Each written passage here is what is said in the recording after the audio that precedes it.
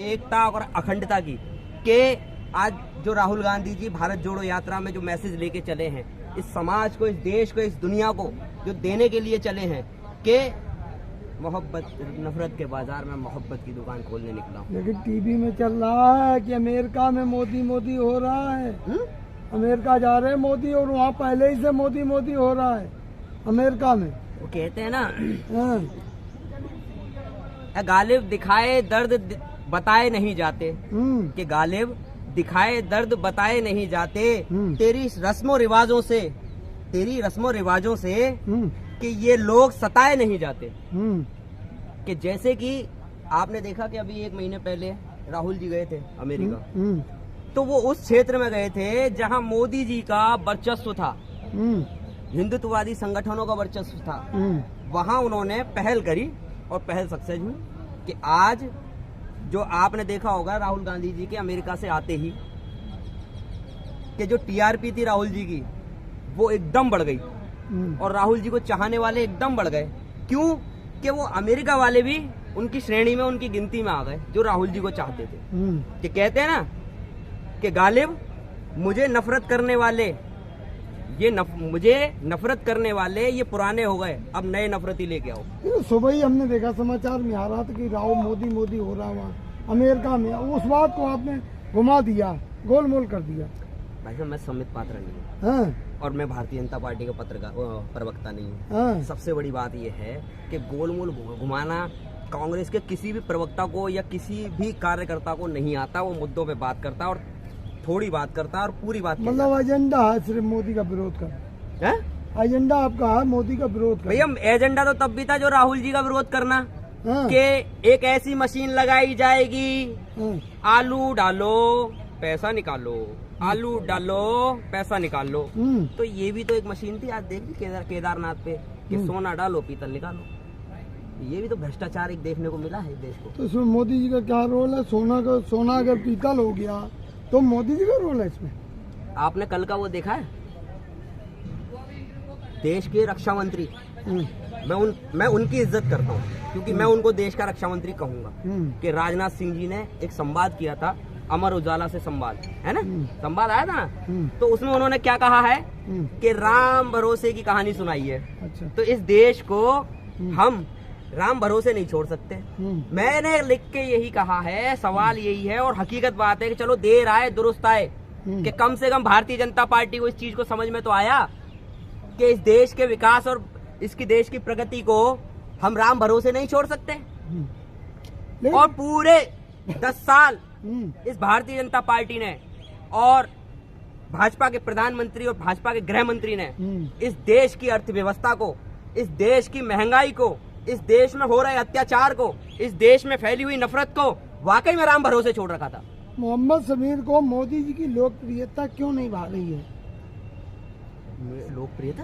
हाँ, मोदी हो रही है मेरे भाई। झूठी लोकप्रियता किसको भाती है? झूठी लोकप्रियता कि एक भी एजेंडे पर या एक भी मुद्दे पर या देश के जनता के एक भी वादे पर अगर मोदी जी खरे उतरे हैं तो मैं उनके लिए नतमस्तक होने के लिए तैयार हूँ। कौन सा वादा? कहाँ है वो 15 लाख? कहाँ है वो 2 करोड़ नौकरियाँ? 15 लाख की डेट मिली थी भाई साहब। डेट मिली थी 15 लाख। भाजपा के गृह मंत्री ने उस चीज को जुमला कह के खत्म कर दिया। हाँ, तो बस। और हर वादे को जुमला कह के खत्म कर दिया। तुम तो पकड़े बैठे हो जब उन्होंने एक बात कह दी जुमला है, फिर आप बार दूसरा वादा बताओ। आप वो ये सबसे बड़ी बात तो ये है ना कि जब जिसको ये पप्पू बनाने चले थे और अरबों खरबों देश की, हकीकत बात है, मैं तो ये सोचता हूँ कि क्या ये संपत्ति राहुल जी को पप्पू बनाने के लिए तो गिरवी नहीं रखती सारी, कि मतलब राहुल जी के सर सारी छवि को नीचे गिराने के लिए देश की संपत्ति को गिरवी लगाए जा रहे हो। किसी की छवि को, किसी से इतनी आप कुड़न किल्सन और दिल में इतनी उसके खिलाफ नफरत रखते हो कि सिर्फ उसके पीछे, राहुल के पीछे सिर्फ गांधी लगा हुआ है, इसलिए एक गांधी के नाम से आप इतनी कुड़न और कल्प रखते हो कि जिसके पीछे गांधी लगा हुआ है उसको आप इस तरह से बदनाम करने के लिए, इस तरह से उसकी व्यक्तित्व को, चरित्र को नीचे गिराने के लिए आप हदें पार कर दोगे। कांग्रेस मुक्त भारत भाई 24 में भाजपा मुक्त भारत होने वाला है। हाँ, ये मेरा वादा है। देश की जनता से मेरा वादा है, 24 में भाजपा मुक्त भारत होने वाला है। आप अकेले थोड़े नहीं करेंगे, जनता मोदी के साथ है।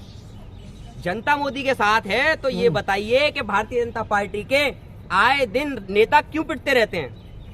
क्यों पिटते रहते हैं? क्यों ब्रजभूषण शरण सिंह का क्या कहते हैं काफिले पे पत्थरबाजी अभी की गई? वो जनता ही है ना, कोई खरीदे हुए तो क्या कहते हैं कार्यकर्ता नहीं है। किसी भी पार्टी और राजनीतिक पार्टी के तो कार्यकर्ता नहीं है, वो जनता ही है कि जिस गांव में वो सभा लेने जाते हैं वही गांव उनका विरोध करता है और उनके काफिले पे पत्थरबाजी करता है। तो सबसे बड़ी बात तो यही है ना कि लोकप्रियता, मोदी जी की लोकप्रियता ये देखी गई कि हिमाचल में एक क्या कहते हैं किसी मंत्री को फोन करते हैं कि आप अपना टिकट वापस ले लीजिए, आप बैठ जाइए। कोई भाजपा में कोई नेता इनकी मानने को तैयार नहीं है। लोकप्रियता ये देखिए कि अपनी ही पार्टी के नेता इनकी बात को मानने को तैयार नहीं है। अब सारे कैमरे चालू है, मोदी जी के विकास भी बता दो जरा, मोदी जी के अच्छे काम भी बता दो 2-4। सारे कैमरे तो मोदी जी के लिए चालू रहते हैं मेरे भाई। मोदी जी के लिए वो अगर क्या कहते हैं सिंक में अगर हैंड वॉश भी करते हैं ना तो भी वो कैमरे चालू करके रखते हैं। तो सारे कैमरे तो उनके लिए चालू रखिए, हमारे लिए तो उतना कैमरे चालू रखिए जो हमारी बात जनता तक पहुंच जाए, हमारी बात जनता तक पहुंच जाए। तो सबसे बड़ी बात तो ये है कि मोदी जी के विकास में सबसे बड़ी एक बहुत बड़ी विकास है जो आज 10 साल बाद देखने को मिल रहा है, मणिपुर। सबसे बड़ा विकास कि भारतीय जनता पार्टी की सरकार होने के बाद और 50 दिन से मणिपुर चल रहा है और भारतीय जनता पार्टी के पास मणिपुर का मां भी नहीं लिया जा रहा। देश भाजपा के प्रधानमंत्री से, भाजपा के गृह मंत्री से मणिपुर का मां भी नहीं आ रहा। 2 जातियों की आपसी लड़ाई है मणिपुर। देश के प्रधानमंत्री अपने आप को कौन कहता है? गए थे गृह मंत्री जी। क्या सॉल्यूशन निकला? क्या सॉल्यूशन निकला? क्या प्रावधान निकला? क्या मुद्दे पे बात हुई? मुझे बताइए। या कोई भारतीय जनता पार्टी का प्रवक्ता या भारतीय जनता पार्टी का कोई भी नेता अगर इस चीज को बता सके कि वाकई में गृह मंत्री ने कोई वहां पे जाके बैठक ली और उस बैठक का कोई निर्मम क्या कहते हैं कोई सॉल्यूशन निकला हो, कोई प्रावधान निकला हो, या भारतीय जनता पार्टी के गृह मंत्री के जाने के बाद में मणिपुर में वो आगजनी, वो नफरत, वो हत्याएं रुक गई हो। मन की बात में कहा है मोदी जी ने कि इमरजेंसी को याद करो, इमरजेंसी को याद करो। इमरजेंसी को याद किया जाए तो इमरजेंसी में एक चीज बता दूं कि जो आप कर रहे हैं, भारतीय जनता पार्टी की सरकार में रहते हुए मणिपुर में जो आज हो रहा है वो इमरजेंसी में नहीं हुआ था। और मणिपुर के खुद जो स्थानीय निवासी हैं, मन की बात पर कल का वीडियो भी वायरल है, रेडियो तोड़ रहे हैं, अपने टीवियां तोड़ रहे हैं कि सिर्फ मन की बात कहता है कि गली गली में शोर है, मोदी बाबा चोर है। जनता मोदी मोदी कर रही, 24 के लिए तैयारी है। आरएसएस का सर्वे देखा? आरएसएस का सर्वे देखा है क्या? सर्वे में आरएसएस की खुद की पंखुड़ियां उड़ी हुई हैं कि उसको पता ही नहीं है कि अब दूसरी भारतीय जनता पार्टी से अगला प्रधानमंत्री का चेहरा लाए किसके। मोदी के नाम पे वोट मिलेगा। मोदी के नाम पे वोट मिलता तो कर्नाटक में मिल जाता। मोदी के नाम पे वोट मिलता। अरे चूक हो गई कर्नाटक में, उसी को लेके बैठ गए। हिमाचल में अरे 24 की बात कर रहा हूँ मैं। अरे तो हिमाचल में क्या हुआ? हाँ, हिमाचल में क्या हुआ? उत्तर प्रदेश में क्या हो रहा है? भारतीय जनता पार्टी के आए दिन नेता पिट रहे हैं, आए दिन पिट रहे हैं। योगी जी के आगे कौन टिकेगा? कल टिकवा देते हैं ना, पर ब्रजभूषण में पत्थरबाजी हो रही थी, कल टिकवा देते हैं।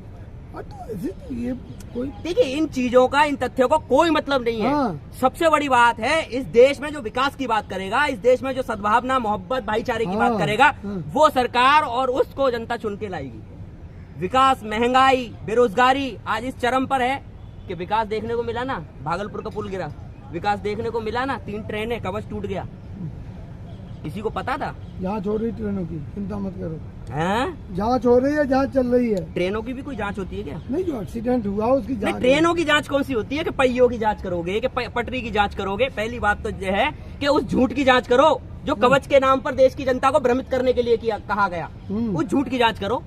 अरे रेल मंत्री जी 51 घंटे वहाँ आपको पता था उस दुर्घटना से पहले कि अश्वनी वैष्णव क्या कहते हैं, देश के रेल मंत्री हैं? किसी को पता था? नहीं पता था। गुजरात चुनाव से पहले पता था कि वहां का सीएम भी बदल दिया गया और सीएम कौन सा नया आया, चेहरा पता ही नहीं है। भारतीय जनता पार्टी में सबसे बड़ी बात तो मोदी जी की एक ये छवि है कि वो कब किसी से कौन सा पद और कौन सा क्या कहते हैं संस्था और कौन सा डिपार्टमेंट वापस ले लेते हैं, ये पता ही नहीं रहता है। कि कौन कब किसका मतलब कौन सा मंत्री है। मोदी जी की काबिलियत पे नाज है आपको, इसका मतलब मोदी जी की काबिलियत पे नाज है। भाई साहब 18 घंटे काम करने वाला प्रधानमंत्री, मुझे तो आज हंसी आती है देश का प्रधानमंत्री कहते हुए। अरे देश को मजाक बना दिया मोदी जी आपने, अपने आप की छवि को, जिस छवि से आप 14 में आए थे, अपनी छवि को आपने मजाक बना 14 के बाद 19 में भी आ गए, अब 24 में भी आएंगे। 24 में एक एजेंडा लेके आ रहे हैं। मुझे लगता है कि शायद वो अब केदारनाथ का एजेंडा लेके आएंगे, क्योंकि राम का एजेंडा तो क्या कहते हैं, कल राम के जो नाम पर राम की छवि को धूमिल करते हुए, चरित्र को गिराते हुए और राम के जो पद चिन्हों पे चलने का इस देश में, देखिए एक चीज बता दूं, मैं पहले बार हमेशा जब से मैं देश के और जनता के मुद्दों को उठाने लगा हूं, तो मैं बार इस चीज को कहता हूं कि गुनहगार का कोई धर्म नहीं होता। जैसे इंसानियत का कोई धर्म नहीं होता, वैसे गुनहगार का भी कोई धर्म नहीं होता। तो इसीलिए मैं बार इस चीज को कहता हूं कि कोई भी धर्म, कोई भी पुस्तक और कोई भी धर्म गुरु शरारत नहीं सिखाता, शराफत सिखाता है। किसी भी, आज चाहे इस्लाम धर्म के मोहम्मद साहब की बात कर लीजिए, अगर उनके व्यक्तित्व, उनके चरित्र पे बात करें तो वो भी अच्छा बताएंगे। राम के चरित्र की बात करें, अगर चलना चाहे तो उनके भी पद चिन्ह बहुत अच्छे हैं। गुरु नानक साहब की बात करें तो उनके पद चिन्हों पे इंसान चले तो वो भी इंसानियत सिखाते हैं। किसी भी धर्म गुरु की आप बात कर लीजिए, पर ये एक ऐसा प्रधानमंत्री है जो हिंदू होने के बाद में सबसे ज्यादा हिंदुओं को ही बेवकूफ बना रहा है। एक आखिरी सवाल रहेगा कि उत्तराखंड में जो पलायन हो रहा है उसको कैसे देखते हैं? पलायन उत्तर प्रदेश में भी हो रहा है। पलायन दलितों का, ओबीसीयों का, माइनॉरिटी का पलायन उत्तर प्रदेश में भी हो रहा है, अगर जांच कराई जाए तो। कई ऐसी वीडियो हैं, कई ऐसे लोग हैं जिनकी आवाज मुखर होकर जनता के सामने नहीं आ पाती है। उत्तर प्रदेश में दलित समाज को, वाल्मीकि समाजों को, जो छोटे तबके के लोग हैं, जो दबे कुचले लोग हैं, उनको भी किया जा रहा है। पर वो खबरें, वो आवाज दबा दी जाती हैं कि जैसे कि आपको बता दूं कि जो जनता की आवाज उठाएगा या तो वो जेल में जाएगा या उसे एनकाउंटर के नाम पर गोली मार दी जाएगी। यही होने वाला। तो यूपी में एनकाउंटर भी तो सिर्फ गुंडे और मवालियों का हो रहा है, ये योगी बाबा का कहना है। योगी बाबा पुलिस सुरक्षा और कानून व्यवस्था के नाम पर आए थे। आज पत्रकार महोदय अगर अपने दिल पे हाथ लगाएं तो क्या यही कानून व्यवस्था है? क्या यही क्या कहते हैं पुलिस व्यवस्था है कि एक गैंगस्टर, मैं समर्थन नहीं करता उस बात का, मैं उस अतीक अहमद का समर्थन नहीं करता, पर एक बात को, इस चीज को कहता हूं कि क्या कानून व्यवस्था पर निशानदेही नहीं होती? क्या उनके जिस कानून व्यवस्था को, जिस पुलिस की क्या कहते हैं वो पूरी रचना को लेकर बार योगी जी कहते हैं कि रात को 2 बजे यहाँ महिलाएं सुरक्षित निकल सकती हैं, सोना पहन के निकल सकती हैं, तो क्या उस पर निशानदेही नहीं होती? कि पुलिस सुरक्षा में एक बहुत बड़ा, जिसको क्या कहते हैं यूपी का एक बहुत बड़ा गैंगस्टर माना जाता है, उसको 5 जने की सिक्योरिटी, पुलिस सिक्योरिटी में मार दिया जाता है, उसकी हत्या कर दी जाती है और उसे एनकाउंटर कहते हैं। और वो बच्चे, मतलब एक को मारने के लिए आपने अपराध की एक क्या कहते हैं डगर पर, एक अपराध के रास्ते पे आपने 3 नौजवानों को क्या कहते हैं 3 नौजवानों को खड़ा कर दिया आपने। तो क्या रहेगी 24 के, क्या मुद्दे रहेंगे 2024 के?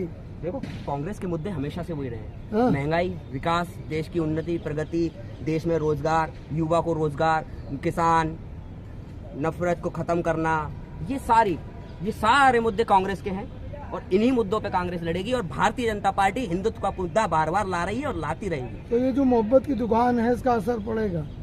इसका असर देखने को मिला है भाई साहब। इसका असर ही था जो आज हिमाचल, मैं कह रहा हूँ ना कि भारतीय जनता पार्टी का कोई भी प्रवक्ता डिबेट कर ले और किसी भी दिन, मैं अलग ऐलान आप सबके मंच से इस बात को कहता हूँ कि किसी भी दिन मैं क्या कहते हैं मुझसे डिबेट कर लें और ये बता दें कि खुद भारतीय जनता पार्टी बिगर गठबंधन के कितने प्रदेशों में, कम से कम हम बिगर गठबंधन के 4-5 प्रदेशों में तो हैं, बिना गठबंधन के, किसी से गठबंधन नहीं है हमारा, कोई हमारी क्या कहते हैं डबल इंजन की सरकार नहीं है, सिंगल कांग्रेस की सरकार है।